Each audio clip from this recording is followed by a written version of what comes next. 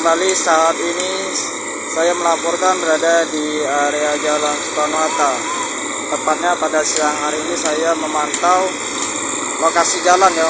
Tepatnya di Jalan Soekarno-Hatta ini yang masih dilakukannya perbaikan jalan, teman-teman.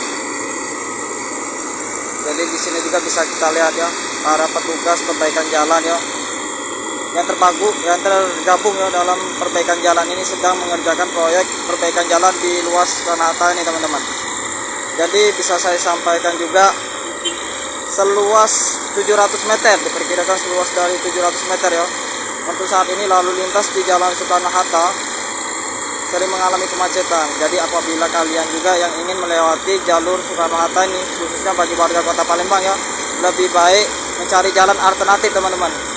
Karena di area jalan ini apabila lagi sedang dilakukan perbaikan ya, maka dari itu jalanan di area Soekarno-Hatta ini sering sekali mengalami kemacetan. Nah, dan juga diketahui juga ya bahwasanya itu jalur ini juga sering dimuati oleh kendaraan-kendaraan besar, teman-teman, mulai dari truk hingga bis, karena ini juga disebut sebagai jalur lintas ya. Nah,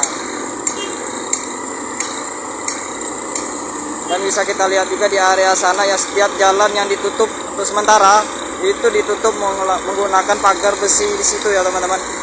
Nah, depan pohon di sana. Jadi sepanjang jalan di depan rumah makan Padang ini perkiraannya sekitar 700 meter ya, hingga ke SPBU arah perempatan jalan bypass itu ditutup dulu. Pertigaan jalan bypass ya, teman-teman.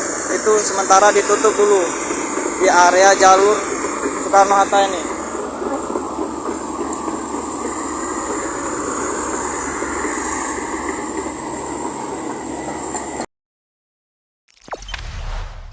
Jangan lupa subscribe, share, komen, dan like ya.